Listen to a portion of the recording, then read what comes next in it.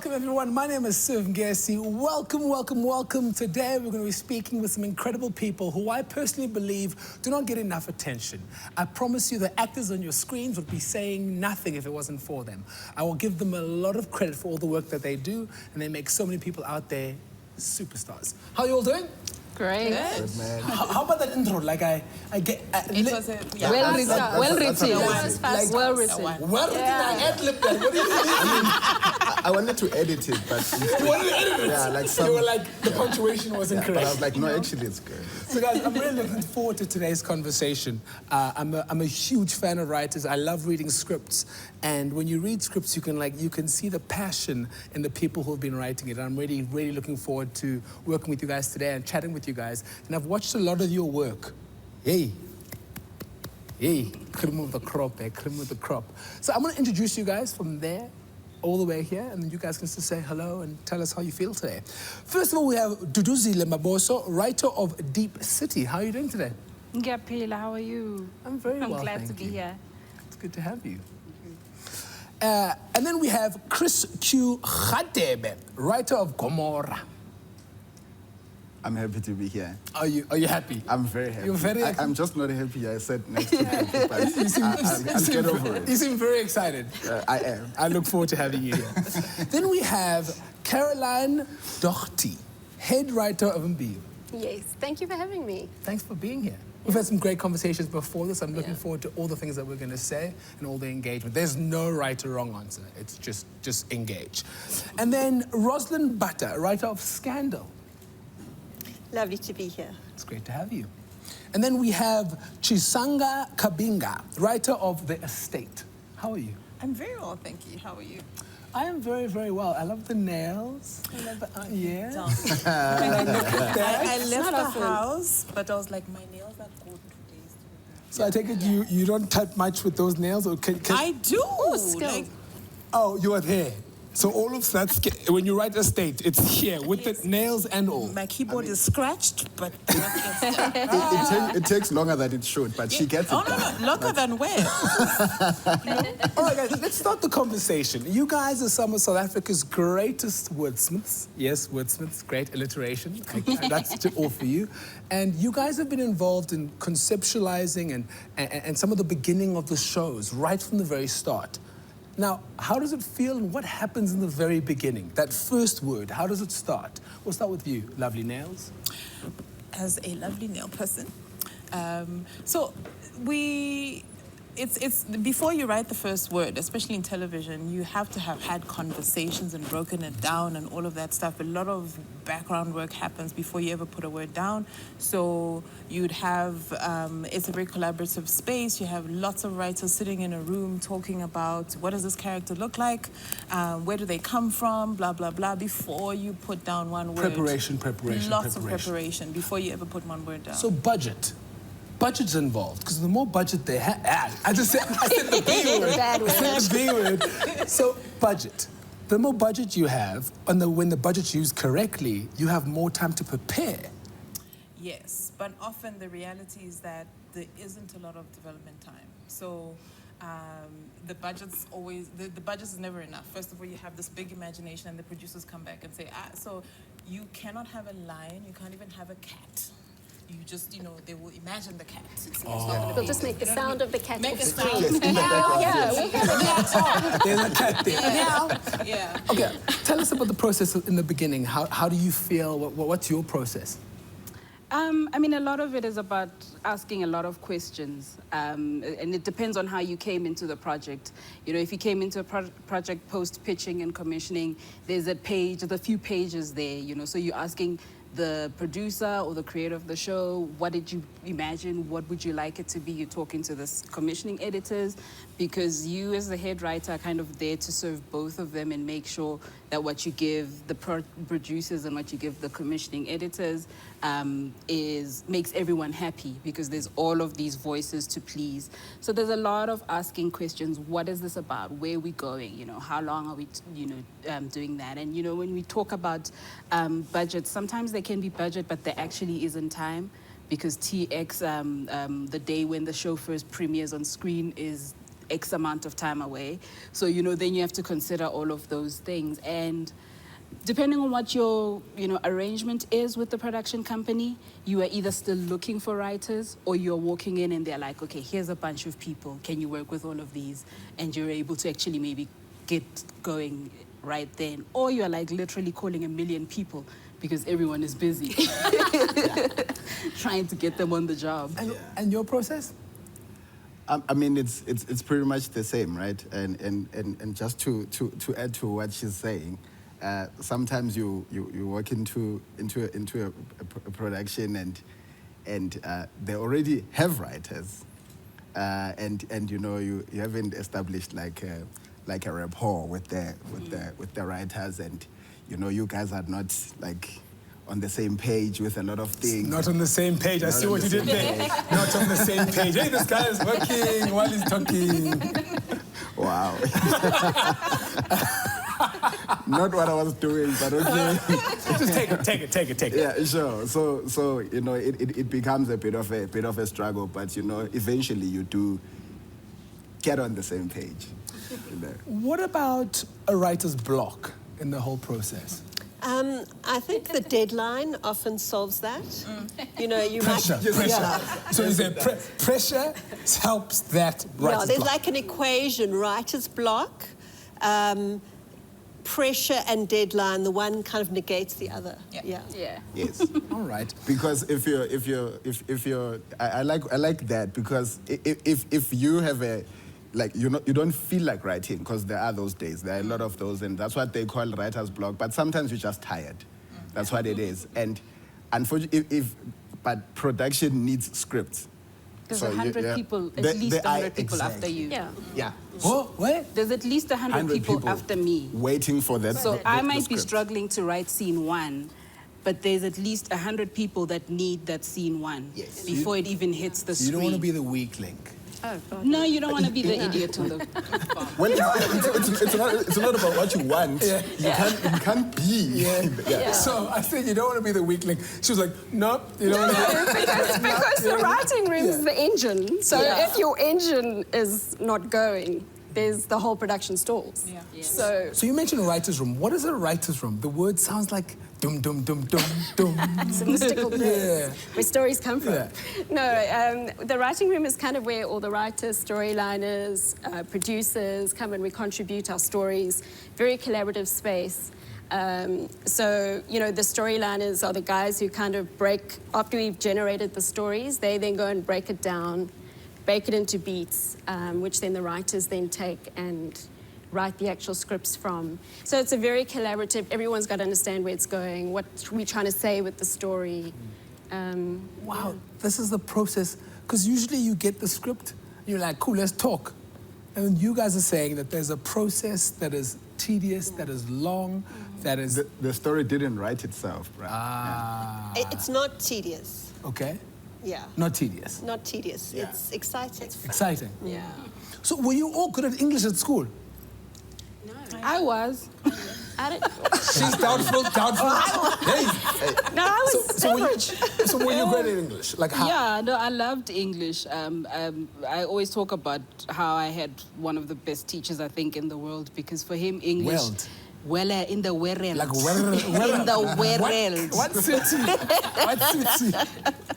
Because for Mr. Reese, English wasn't just about, nouns and things and all of the rules of the page. It was about history, geography, and everything. So when you read a book or when you read a poem, you were not struggling because you were like, yo, this poem, Shakespeare, abo, behold, and abo ban. He was able to make you understand where the beholds and the what came from.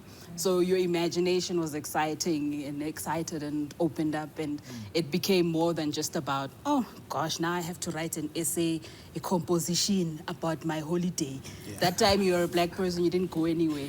You were just at home. What you said reminds me, remember when you were with kids and you were at school, everyone's like, let's have a show and tell. And the other kids, the rich kids are like, I went to Disneyland. And I'm thinking they're going, hey. I went to my grandmother. And that is a holiday I too. went to my grandmother. I think she beat me, she hit me, set me to get, you know what I mean? Like, it's this experience. But you did have a bit of fun. Yeah, it was fun. You know, it was fun. Yeah, It was fun. It was fun. okay. Yeah. So you, English? I was actually pretty good. But I used to hide because I remember this one time I was sick.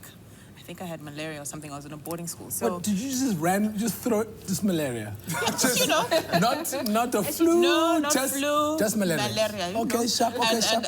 our boarding school was quite hardcore, so they didn't take you to the hospital until it was like really, really bad. But you know, your classmates would come and check on you. So this friend of mine comes and says, "So how are you feeling?" So I say, "You know, the pain is subsiding." So she goes, "Subsiding?" Just, you are sick and you're saying subside. So I always like love learning new words, you know. And I used to get embarrassed because everyone kind of reacted like, "No, why can't you just say the pain has stopped? Yeah. Why must you say it's you know, that kind of thing?" But I loved reading. I loved stories, you know. And I didn't know then that there would be any writing or anything like that. But it was the love of story more than, I guess, the love of words as well. And you English growing up? Yeah, I loved reading, and watching films and escaping into that kind of a different world, which I think is what we try and do for other people. And I think that's why television is so amazing, is that people can go somewhere else and live other lives and feel things. And yeah. If you could have told your 13-year-old self something right now, what would you tell her? Believe in yourself. And when it's got to do with writing, I mean. Well, you know, my mother wanted me to do law at a certain stage, and I stuck with what I wanted to do, which was study drama, and then first theatre, and then from theatre went into television. And so I'm really pleased that I did.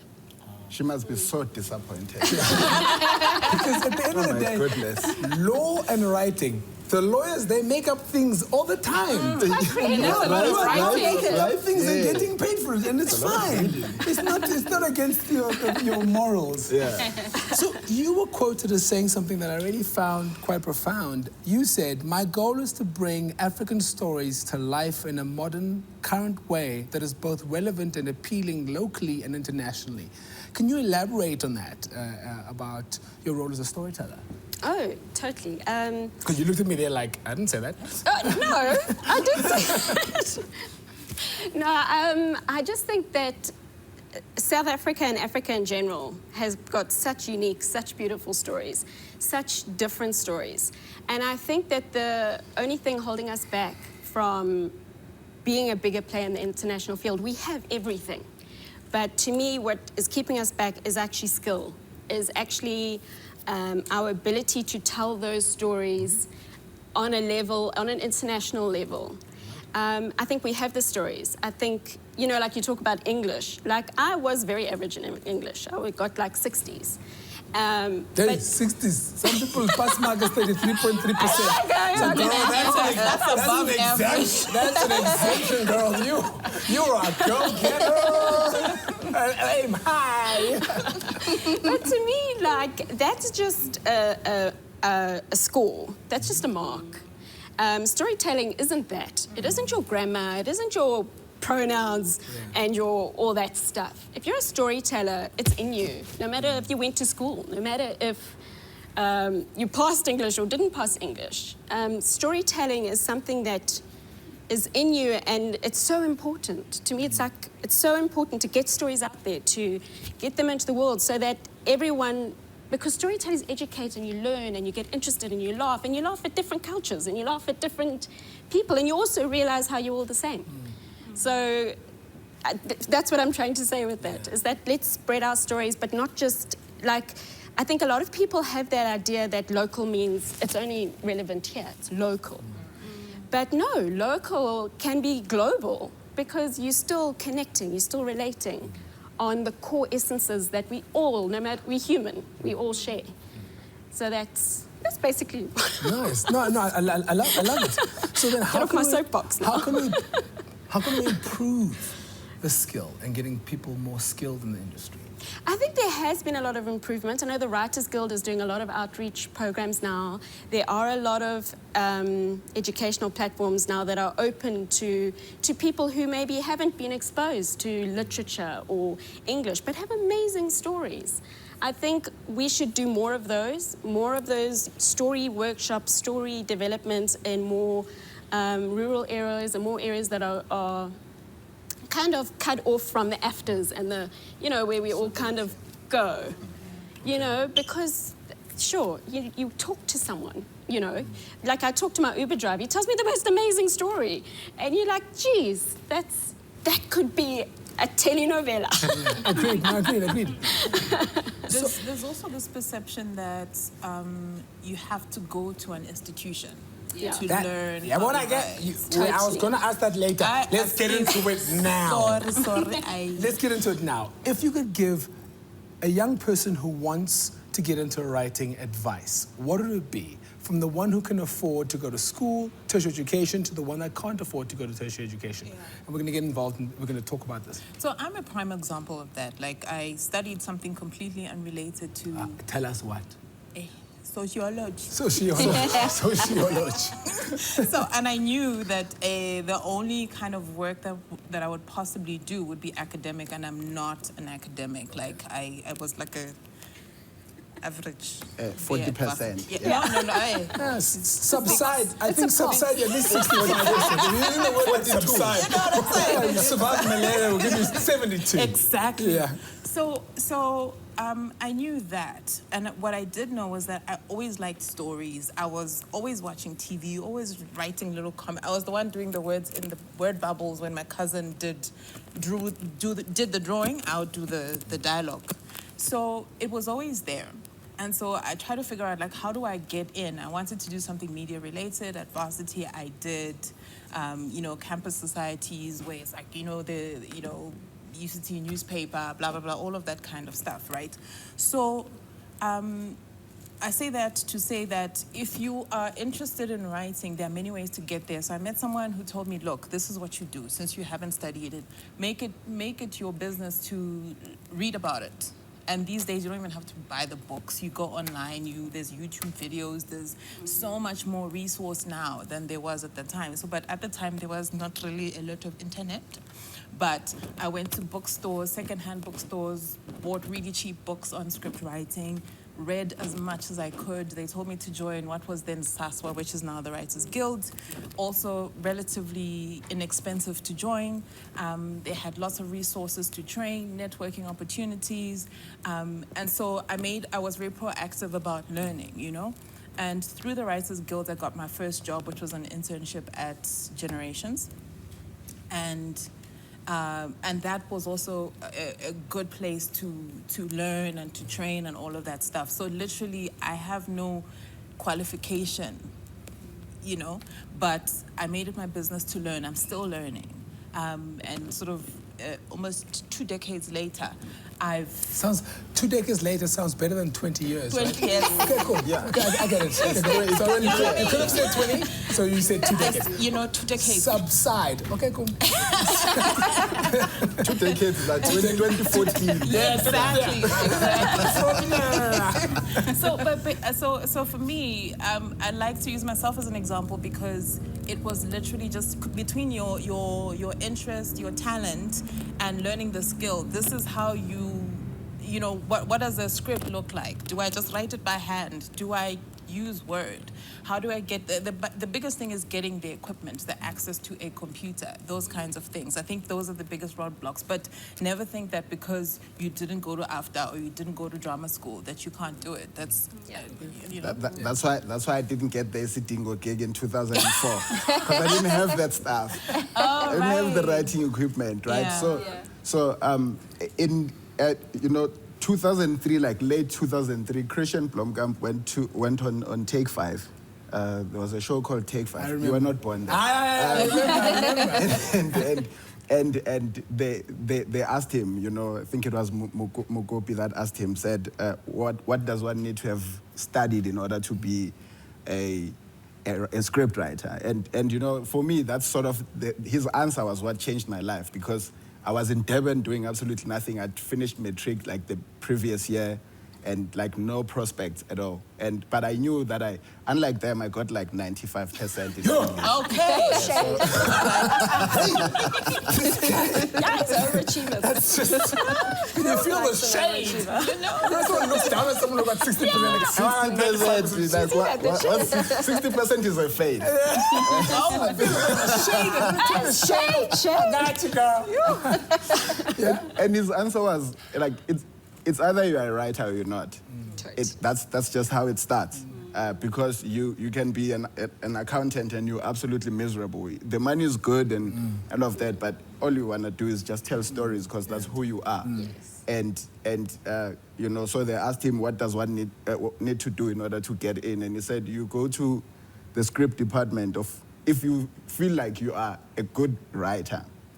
You watch the show and you feel like, I can write that. Then you go there and you tell them, guys, I can write this show, you know, what do I need to do to come on board? And they'll give you a script test and, you know, if you get it, you know, take it from there. That's how I got in. So I'm glad you mentioned that. So, you know, as humans, we have preconceived notions like about how writers look, whatever. And you walked in earlier, and I was like, I wonder who this is, you know, wearing your stuff, swagger. And then you tell me you're a writer. I was like, I didn't see that one coming. How important is it to have the right people in the room? You know, how important is it to have the people who know the story, have lived the stories, have experienced the stories, or know people who are involved in the stories? That's a brilliant question. What's a what? I'm No, I'm joking. I mean, it's a good question. 60%, not 90. 50. Yeah. Okay, sharp.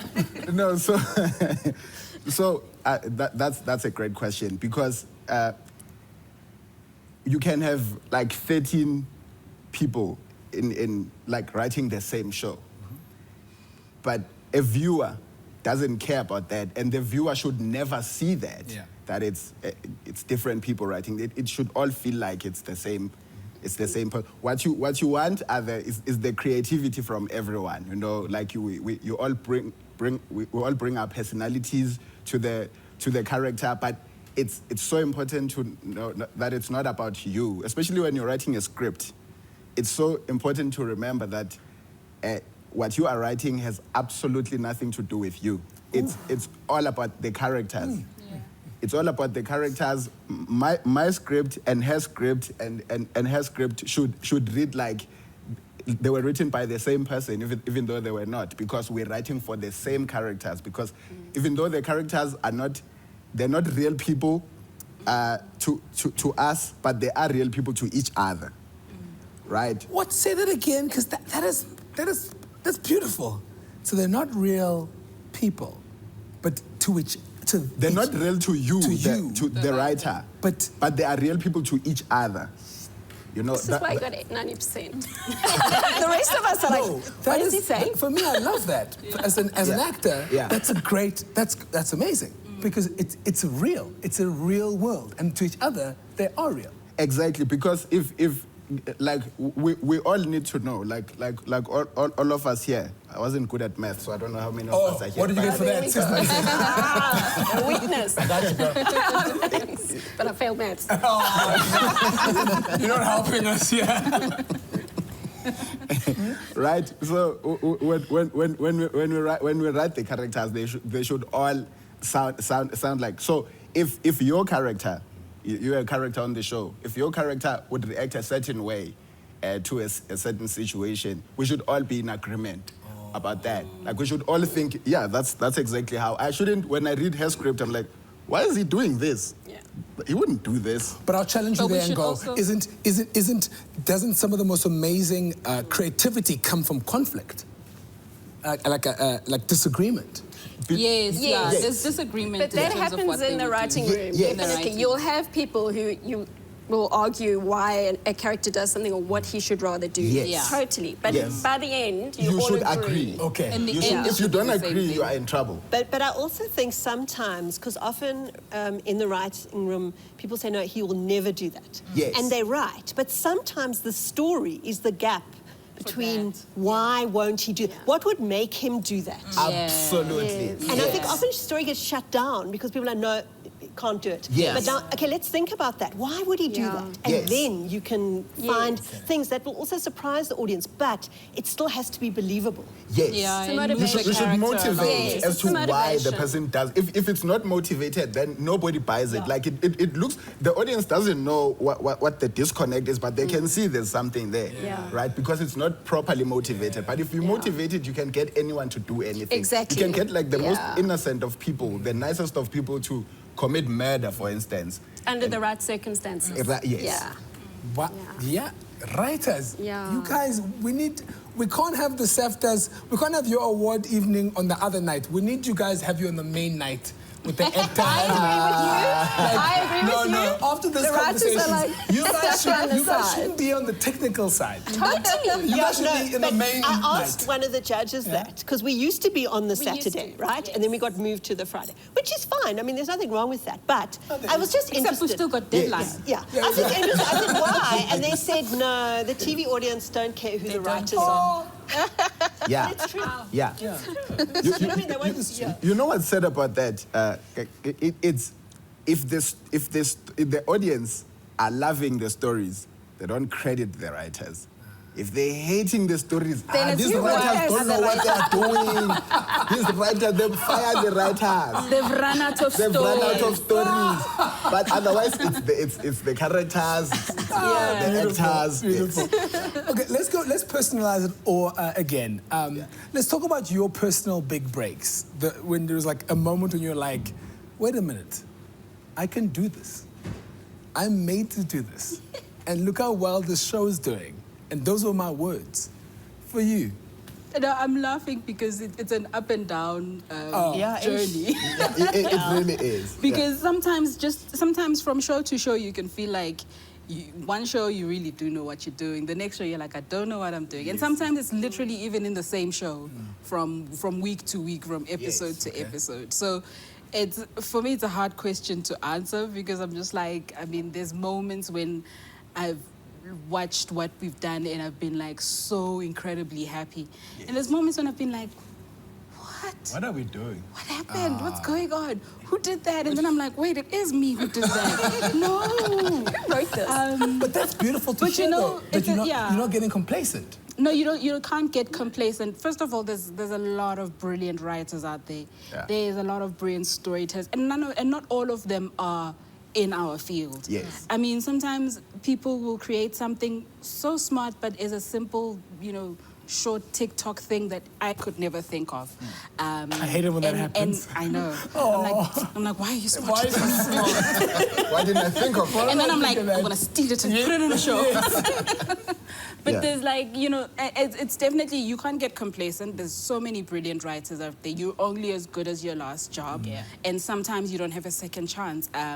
We're lucky enough to be such a small community that we're able to give each other chances. We're not as big as other countries in terms of the size of our industry. So we almost always all know each other and are able to understand when somebody has gone through something, and you can see it in their work that, okay, this is not what this writer usually gives. Something is happening, and you can see the difference when whatever they're going through has, passed. But there are some shows that I've been kind of excited about what has happened because I feel Name them. Yes, I shall name.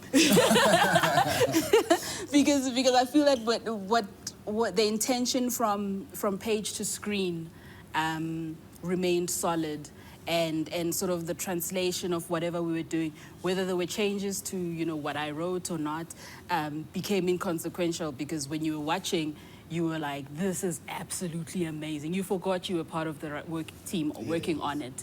And I think that for me this year, that was Rockville 5. It was a struggle to write Rockville 5. It was so good. Because You guys won everything, didn't you? It was so good. it was a struggle to write it because, it's second year of COVID. I was also working on DiepCity at the same time. So the pressure of delivering on both sides was quite difficult. And sometimes, there's times when, as a writer, I've sent a script and I'm like, I've written it and I've finished it, I got to the end, but I can't sit and tell you, I What- think what it's it- what great. it's, yeah. You know, Yeah. I can't give you that. Yeah. But then somebody else will come back and be like, oh, wow, what did you write? And then amazing, you're like, yeah. really, did I? Yeah. And then you go back and read it and you're like, oh, okay. I wrote that at like 4 a.m. I was like really And then you incredibly moved on to tired. something else. And then you move on to Yeah, the next yeah, thing, you yeah. know. So I think Rockville was one of those shows where from you know, inception to right until what was on screen, it was like incredibly exciting. It was like 13 weeks of amazing work being done just by every single team was on point, I think. And yeah. Okay. And what about you? Either the show that you thought, okay, cool, I can do this, or your favorite show that you've done. Because I know you don't have to mention the show that you're doing now, because obviously the show that you're doing now, that's the most amazing show that you've done. That's amazing, because they're paying the bills right now.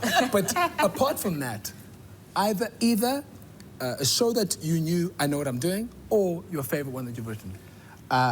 You know, it's funny you say that because the show that I'm doing now is my favorite. And the reason for that is because I feel like I know a lot more than I did a year ago or 2 years ago or 10 years ago, certainly.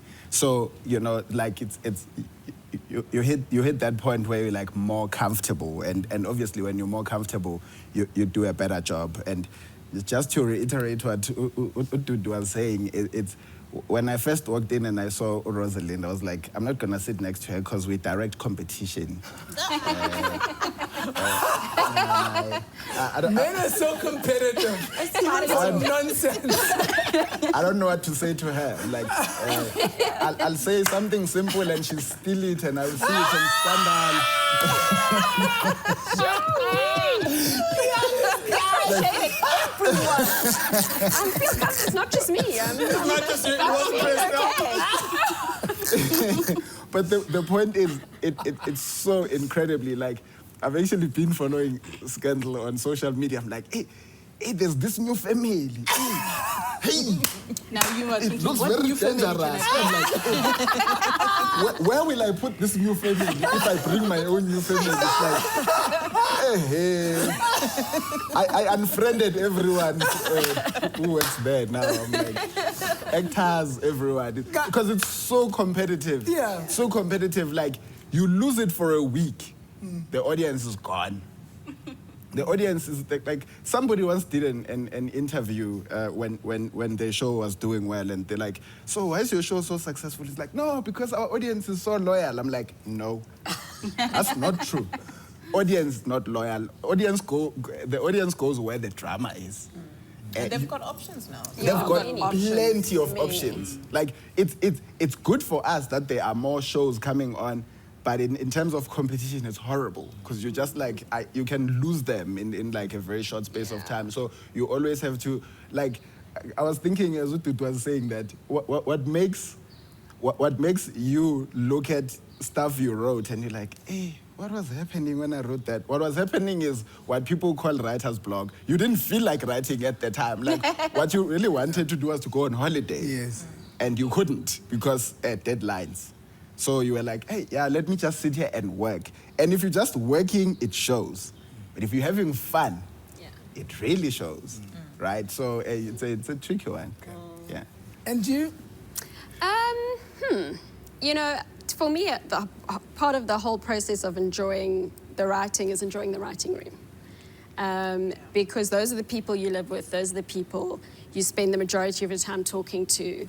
And, you know, I really enjoy comedy a lot. So I think probably the most favorite shows I worked on were the sitcoms, the Stockvilles, the Going Up. Oh, my childhood. Yeah, those shows, because you're always laughing in the Is it writing true you room. wrote every episode of Scoot is Nice? No. Oh. Like in 1987, you were there. This man! I want to move. I want to go sit that side. I'm competition, I can't. I think I'm going to sit that side. Chisanga, we can like swap here. So, Yes. sitcoms, what happened to sitcoms? I thought we created some incredible sitcoms as a country. We did, and we laughed. And I think now in this country and where we are, I think to laugh would be great, and to laugh again would be great. I mean, that's where we make our money as telenovelas. Yeah. I'm very happy working on Imbewu, but it would be nice to have those shows where the whole family can sit down and it's just good, natured fun. Absolutely. Yeah. Do you think people becoming more sensitive is involved in less comedy that we're creating as sitcoms? No, I actually think it's pure business. Pure business. Business. Channels know people love telenovelas. As soon as telenovelas entered, Mavango appeared, all that happened, people started getting viewers. People were watching. So they're like, okay, people are watching this. Let's make more. Let's make more. Let's make more. And the cost to create is a lot less than many shorter shows. Yeah. Okay. Oh, wow, okay. And just Yeah. even managing all of that, I mean, just it's an easier thing to do because you know you've got a whole year's worth of episodes and you're dealing with just Chris. You're not Yeah. dealing with Chris and Caroline and, you know, Okay, wow. all of them with their different myriad of things. That's insightful. So you've done many things and different genres and everything. What do you think? When did you think? Okay, cool. I can do this. Or when did you think? You know, when your big break was like. Well, my break into television, I was part of Theatre Sports, which was an improv company at the Market Theatre, and we all performed. And actually, I think that's where I learned to write, because it's terrible for actors, improvisation, because it's broad and it's not, you know, it's kind of, you're trying to be funny. But you're just running with an idea. Okay. And you're not censoring yourselves, and you learn how not to block and how to... So Say I yes. kind of think, say yes, basically. You have to say yes. And through that, I got involved in helping create, as part of a team, the first Soul Buddies series. And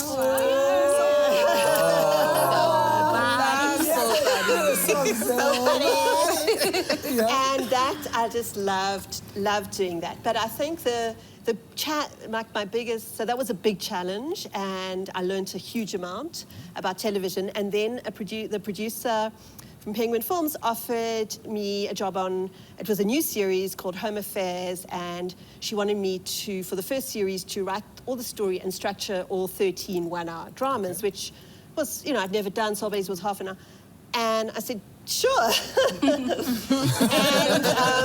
And I didn't know if I could do it, but I just threw myself into it, and I loved it. And it's still, to this day, one of my favorite shows that I've worked on. Okay. That was a kind of alchemy of a show where the directors, the actors, the writers, everyone, I felt, came together and created something which I still love. Okay. So you've gone across different genres. You've done limited series, Lioness, which I thought was strong. Shannon, unbelievable, incredible human. Hope you guys get a second season.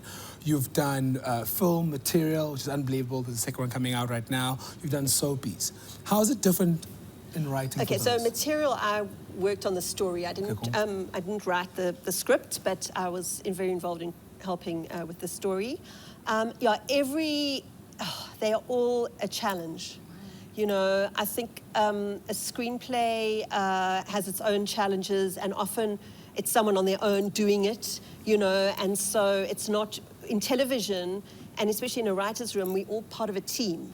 You know, it's not just you, and there's a support in that, and a kind of comfort and confidence that comes from that, because at the end of the day, they're not going to say, well, you know, or if they do, they say, oh, I didn't like your story. Say, hey, we created the story. Yeah, the team. That's true. Okay. Yeah, so I think everything has its own challenge, but I think exactly what you were saying earlier about Chris Blomkamp saying, right, you know, you either write or not. You also just must write. Yeah. You know, and I think the most important thing is you've got to take your ego out of it and be open to notes, Absolutely. because that's how you learn. Yeah. So you need to be humble. You need to be. Well, you just need to know that it's a team thing. So it's kind of like, what? But I think the scene, you know, whatever. And then if you actually listen, if someone is saying something about something, their solution might not be right. But they are seeing there is a problem. Okay. You know, and you have to be open to that. And I think the writers, like you were saying, you're still learning. If you think you know it all, then you don't really, you're not going to grow and develop. I think the amazing thing about writers is we can all get better and better till we hopefully... Absolutely. Okay. Every single Okay. day. Yeah. You get better. And notes are hard to take because we put a lot of ourselves in the story. Yes. So, and sometimes when you've got too much of yourself in the story, it feels personal. Yes. And then it feels personal. defensive. Yeah, then you get defensive, and I know I can get like that because if you've put everything that you know as fact, you know, you've put yourself, you put your story, you've taken your mother's precious story and put it in there, and then here comes Chris and is like, no way, there's no way a woman that age would do X, Y, Z, and you're thinking, what the hell, my mom did it. You don't know anything. And it can get so very personal. So we Yeah. put ourselves so much into story that sometimes when something is not working, we think we're being attacked. And actually, no, I mean, yes, there are people that are attacking you. That has happened. And sometimes it's just us having to learn how to work better with other people because you're not always aware that you're maybe cutting too much. Like you're actually just hacking a little too hard. And sometimes it's just tact. You just change tact or just change the words and the person actually understands. And also it's sometimes taste. Taste. You know, Taste. and that's tricky. Yeah. Yes. That's tricky, Yes. especially with comedy. And that reminds me because that's actually the one thing that I know I cannot do.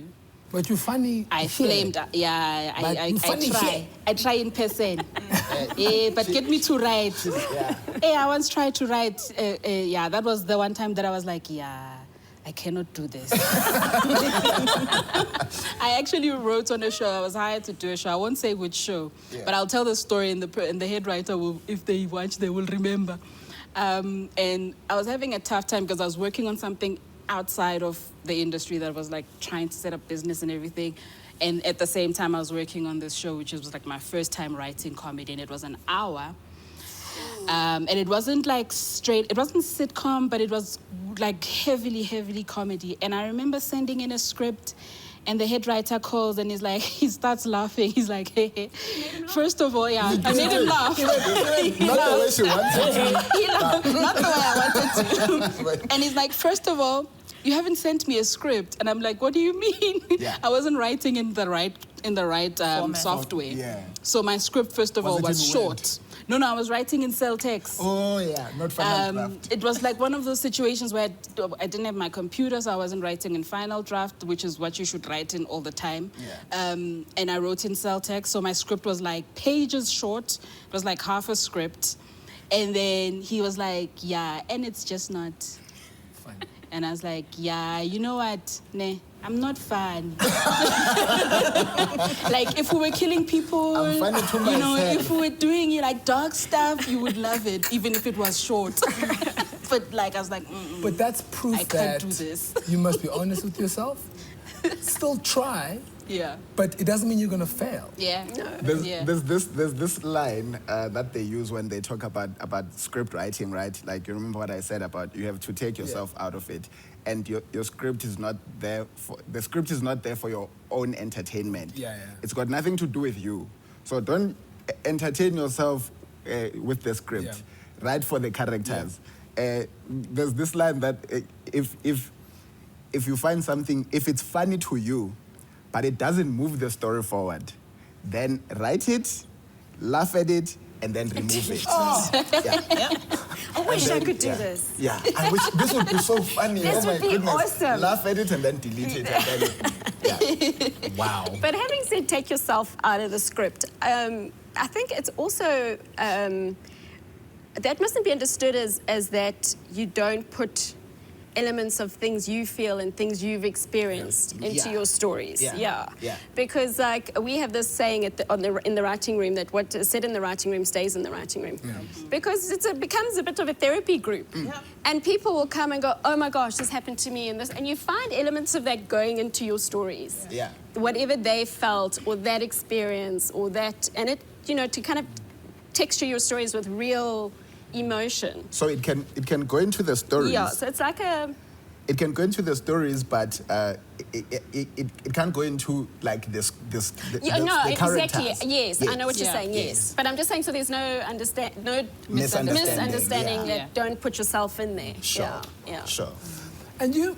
I have forgotten the question. The question, I'm talking about when did you think, okay, I can do this? Not when you're on the deathbed with malaria, subside, but when did you know I can do this? And when would you say your break was? I think probably the Generations internship. So which generations was this? The original. Can you remember the soundtrack? I can know. No, I'm singing the Bold and the Beautiful. I'm trying to remember because there's been so many. I'm trying to remember. With that gold swirl. Okay, yes, the old school. Okay, cool. Achimorok. Yes. Okay, And Tate Morok. Oh, Esmeralda.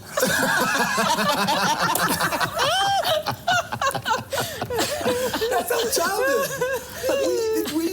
My mother used to make sure that dinner was ready before that. Absolutely. And we sat in front of and watched it. Yeah. And now that I realize growing up, so we didn't sit around a dinner table. No, the sat dinner around table the was TV Generations.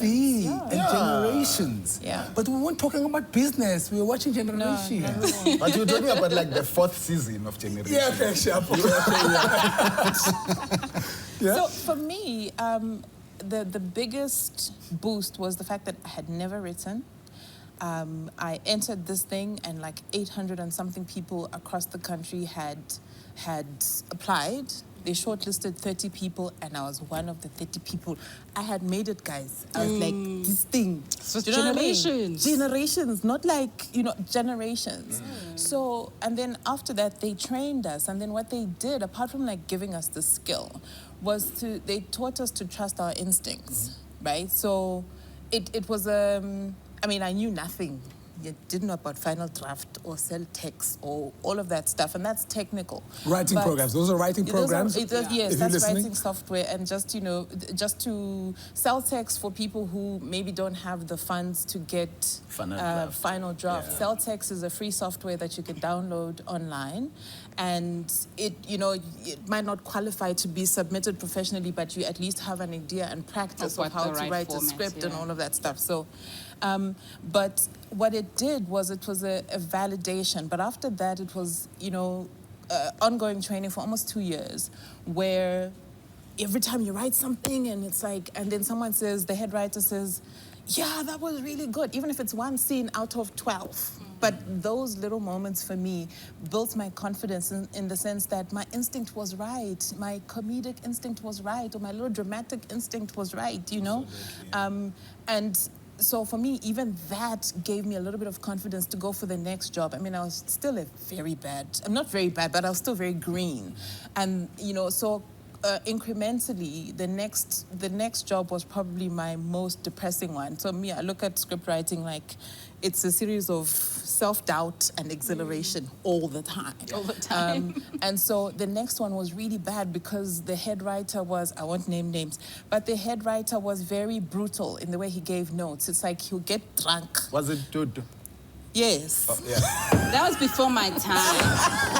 Dudu give like the most brutal notes. I remember a point when I would hide from Dudu. I can see why they have this guy here today. I can see why he came today. He's here for the tape. Yeah, the only guy. Just to stir things up. Yeah. No, it wasn't Dudu. Okay. It was an older guy, but he would drink for you, like before giving you notes. Yes. And then go, what the hell is this? That time you're like, I'm a young writer, I'm devastated. But then what I learned early on, because that was like really a brutal way, because writers are quite sensitive, it was a very brutal way to deliver news. And then the next day he'll call and go, hey, shouldn't have said it like that, but you could have just shown the thing instead of doing X, Y, and Z, blah, blah, blah. But I stuck it out. It was a terrible project, but I stuck it out because his notes were good. And he built my confidence in a very abusive way, but he built my confidence in the sense of saying, you can actually do it. Your instinct is good, but you're doing X, Y, and Z. And I think from there, it was the more you kind of rack up the work, the more you realize that actually, I can do this. I can do this thing. So for me, even just that first break was a big validation. So yeah. Can I just ask a question? So do you feel like now that you are in that guy's position, yeah, when you when you have to give notes or when you read stuff, do you feel like you understand where he was coming from with his very harsh feedback, or you were like, I think his delivery was very bad. So Yeah. I make a deliberate choice to go the other way. I will tell you the truth. Yeah. But I'm not gonna break don't you have to in the break process. you. Do you know what Yeah. I mean? And Yes. I also like get myself out of the way. Like even if I don't like you, I'm gonna say, this part doesn't work because of blah blah blah blah blah. You and I understand as a writer, you're gonna be defensive. Yes, of Even course, now, as much work as I've done, if I get notes, I don't respond the first day. yes, You know, because I'm still like, give it 3 days. Yeah. you know, I'll give it a day, and then I'm like, okay, Yeah. what they mean is. So because of that experience, I know how to separate a good note Sure. versus the stuff, Yes. the other nonsense. So I try and do that as well. Even when I'm running a writing room, my rooms are always casual, and they're always supportive and nurturing. Yeah. Like, you can't come and attack other people. That's Sure. just not part of it, because Yeah. it's already really hard. Like, let's Yes. build a relationship, let's build a rapport, and create the best possible story. Like, it's fine. It's fine if it's a bad idea. It's fine. We all throw rubbish ideas. So I think that's the lesson that I learned. Like, you don't have to be cruel Sure. in order to give a note. you know? Absolutely. Yeah. Yeah. So, Chris, you were one of you played a big role in creating Isibaya, right? Not creating, no. So what were your involvement in that? So I only arrived in like the second season, and I actually I was like pretty much, I was very new. I had never storylined before, because What storyline, guys? You've been using that a lot, and I don't know what that means. Oh, so there are storyliners and then there are script writers. Storyliners are the ones that put the story together. Okay. Put the story together, and then script writers write dialogue. All right. Yeah. So I had written dialogue because when I started at Rhythm City in 2010, that's what I did. I got in because of my 95%, and then I wrote. And then I wrote script. It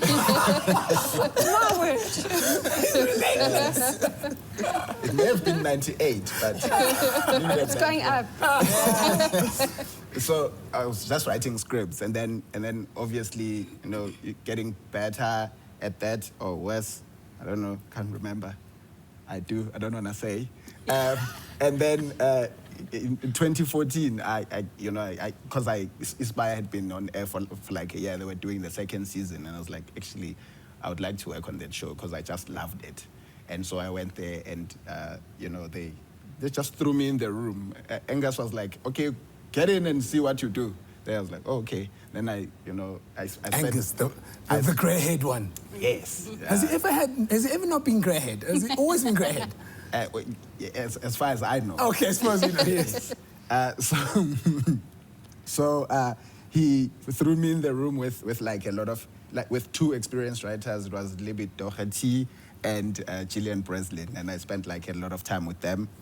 And they sort of just showed me what like storylining was, which was like refreshing for me, because if you've just only ever written scripts, you don't know what storylining is. Yeah, like you're not. It's hard to get better at script writing if you don't know how the story is conceived, and you also know how the storyliners put the beat together. The beat is the paragraph that describes the scene, and then the script writer writes the scene from there. So you won't really know how you can like write the scene like in a very like authentic way, because you don't know what the beat is supposed to just tell you what is happening in the scene, and then when you're supposed to get creative and write like Put it into action and dialogue. Yes, a believable scene. So I went in there and just worked on the second season of Isibaya. So, and it's very sad to see incredible shows end. And Isibaya ended. Were you involved in the last season? Yes. So I worked in the second season, and then I left and did a whole lot of other things. I worked with Doherty, and she tortured the hell out of me. Serious notes in red. Yeah. Not for comedy. Not for comedy. This is not dark enough. The last time I'd spoken to her until today was 2017. This whole time I've just been avoiding her. We've been avoiding each other home. I think the head writer you refuse to name is to participate.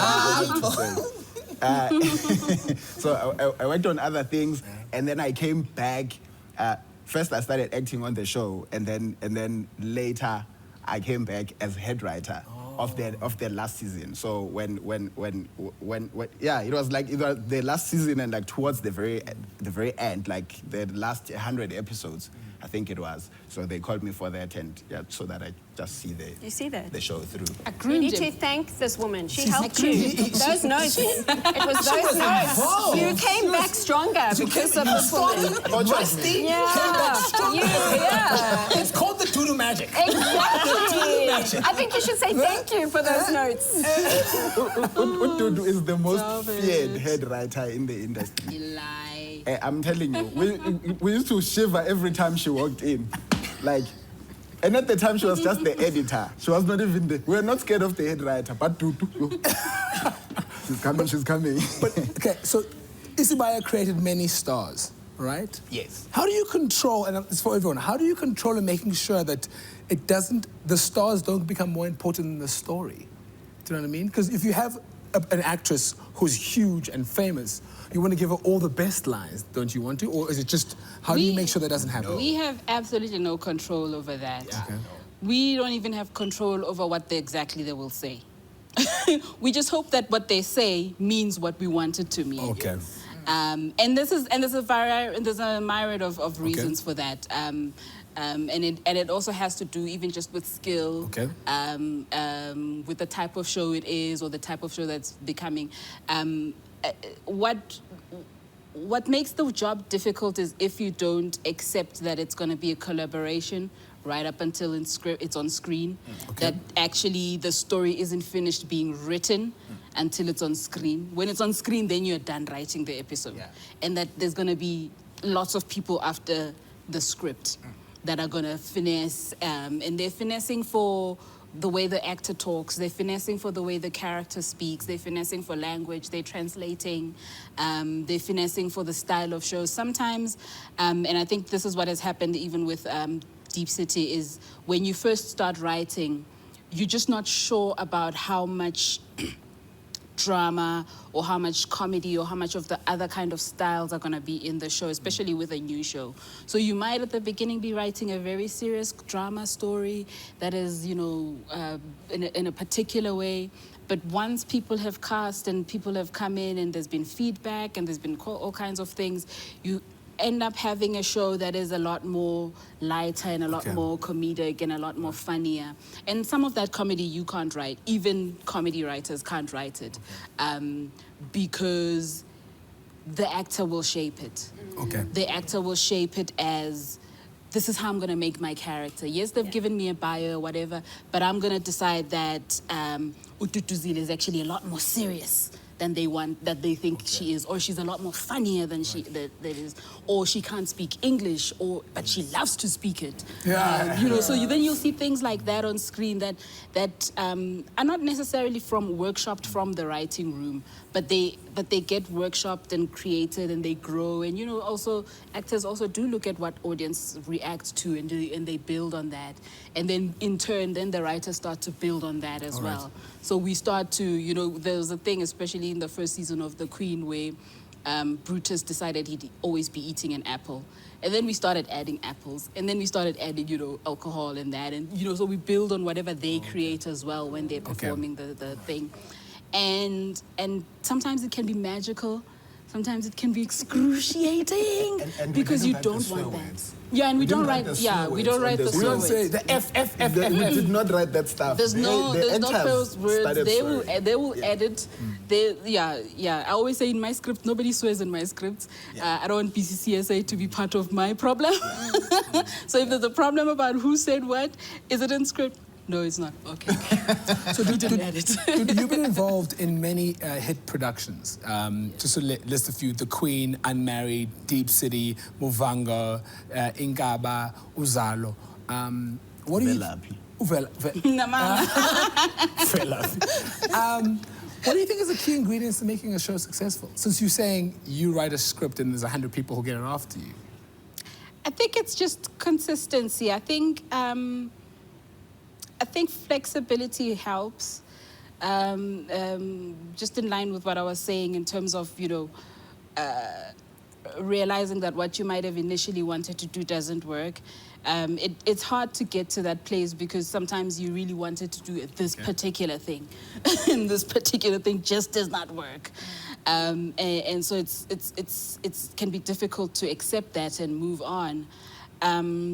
But the more you write, the stronger you are, and the better you are. The more you get exposed to the different levels in the writing room, the more you understand why things change. I think that, before I got to the space where I could be a head writer, I was quite naive about why things are the way they are on screen. Okay. And so you'd hate a show, or you'd hate a particular head writer or a particular producer because you didn't understand that there are just so many factors that make what happens on screen. From we wrote a brilliant storyline for this character, the actor gets in an accident and can't be in the story. And suddenly the story is out, and suddenly there's chaos on screen because people are just scrambling to make things work. And you're sitting there going... And the audience is like, And then the audience absolutely don't know that, right? Yeah. And so you sometimes behave like an audience member. So I think that what makes for success is to keep going. You have to keep writing, you have to keep trying, you have to keep building on the skill that you have. You get things wrong. Sometimes you don't realize it until it's years later that, that was a mess up. And sometimes you can't go back and say, sorry, I messed up. But what you do is then the next person that you work with is you do better with them. So it's that, as well as just, as long as it still sparks joy, keep doing it. If it doesn't spark joy, you really have to move. Like if you're really working on a show where you just don't enjoy anything, anything anymore, that's when you need to leave. Okay. Because it'll come through in the script. Yes, it comes through. Absolutely. It comes through in every way. You can't pretend for so long. Yeah. What ingredients do you think puts together a great production? I think that a great premise is your starting point. So a premise is the central idea. It can be rags to riches or riches to rags, as in Gomora, which I think was a brilliant premise for a show, because from the first episode, you've turned the world upside down, and wow, okay, let's see how she handles this. So I think that's the DNA with the characters and the essential story and the world. So when we say the world, it's like the world of, like say, Sidengo was the mind. It's the world, Alex or whatever, that is the world. And that's incredibly important because there's so much texture and so much story comes from that world, if you're being authentic, obviously. But just to pick up what you were saying about that kind of alchemy between the actor and the character, it's quite particular to telenovelas and soaps and daily dramas because it's, ongoing. And I actually think sometimes you write a character and then the actor comes and they bring something, as you said, but they bring something that you didn't, and so you almost create those characters together. Because it's a total melting of the two, and I think that's quite beautiful and quite magical, especially especially on soaps and daily dramas. So we have 4 women in the room and 2 men. How can you guys get involved in making sure women get more representation in the industry when you guys write? Get them in the room. And how do you do that? How do you try to get that happening? And what about actresses and everyone else in the industry? I mean, it's a big question that we kind of have to answer across the board, but I think I'll speak from like a writing perspective specifically. So from the beginning, take chances with young female writers. Do you know what I mean? And I know that we have deadlines and it's not always easy, and I'm guilty of this sometimes. I'm just like, I don't know. I don't have time to train X person and whatever. So it's like, just by hearing new voices, for me, I recognized quite early that I don't know everything. I don't. I don't know all the stories. I don't pretend to know everybody's lived experience. I don't know how to write young people all the time. So, like, bring the young people in so that when you're writing a 20-year-old, and you are able to write it from an authentic place, that 20-year-old is going to tell you, aunties, we don't do that anymore. You know what I mean? Like, and so, and just cultivate that. That's the only way I can think of. Bring them in the room, you know? And it's not a closed door. There's so many stories. There's like millions of stories, not millions of opportunities, but do you know what I mean? And just keep the door open. Totally. Get a woman back, get a woman in the industry? And I think also writing for women. That's what I'm, Because I did, you know, what you're saying, I did exactly the same thing, and I was writing a pilot show for a show that I wanted to develop, and I was made the main character a man. And then, because I thought, oh, it's going to be funny, it's going to be whatever, and then afterwards I actually asked myself, why have I made this person, why have I made my lead a man? Because it was not gender orientated. It's a system. It's a system. System. And I think writers have to actually catch themselves and actually question, like, why do I feel this role can only be played by a man? Why can't it be a woman? And so changing our mindsets and actually writing more for women, writing more for older women, actually giving them complex stories, real stories. I think then we'll start seeing a more female-driven industry. Anything else, ladies? It doesn't have to be female-driven, it's equal. I think just besides writing more women is what we can do a lot more is to write other kinds of minorities as well, and just representing them as normal people. And I think often what we tend to do is, this is a woman and so she must woman. You know, this is a deaf person, so they must, you know, do exactly that. And I think that kind of boxes the world and doesn't kind of present and normalize a lot of things, a lot of, you know, differences that we have. And I think we need to get into a space where even just, you know, from the get-go, from the creation of the character, we're creating this character that has got all of these kind of identities, but they're not just those identities. They're a normal person who navigate the world just like everybody else does.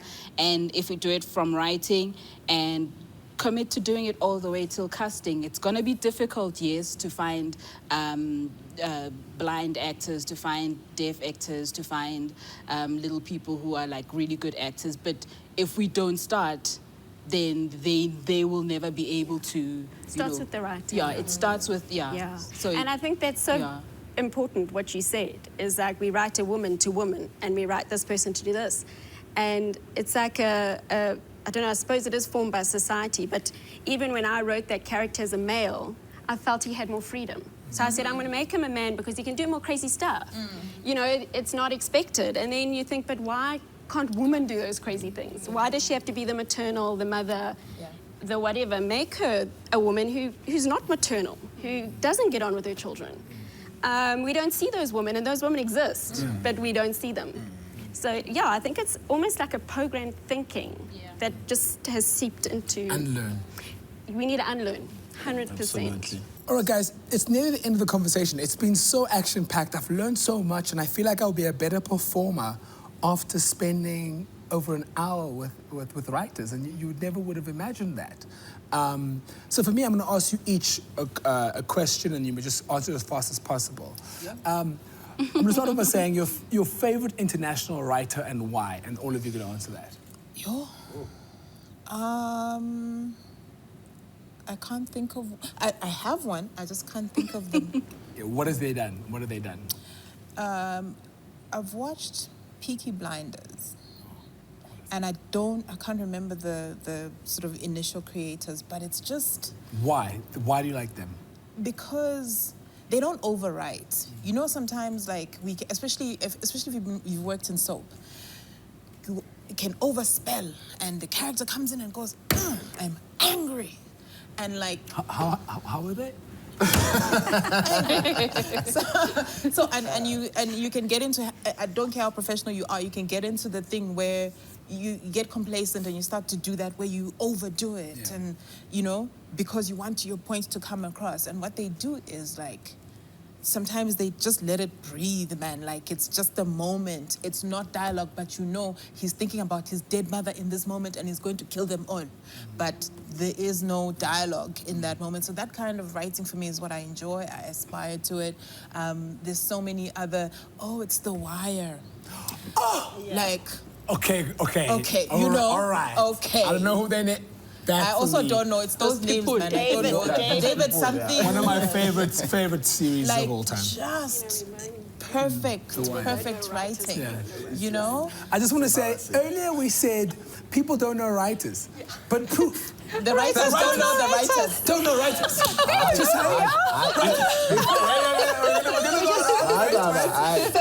The other ones with good memory are going to tell us. Who's your favorite international writer? I'm going to give you two. I said one. Two. I'm going to give you two, and you'll know why. Because I can't tell you why the other one I like so much. I love Neil Cross's work. He wrote Luther, and Luther was just brilliant. I'm just saying, whoever's watching, Idris Elba is involved in both. I'm just saying, Idris Elba involved in both.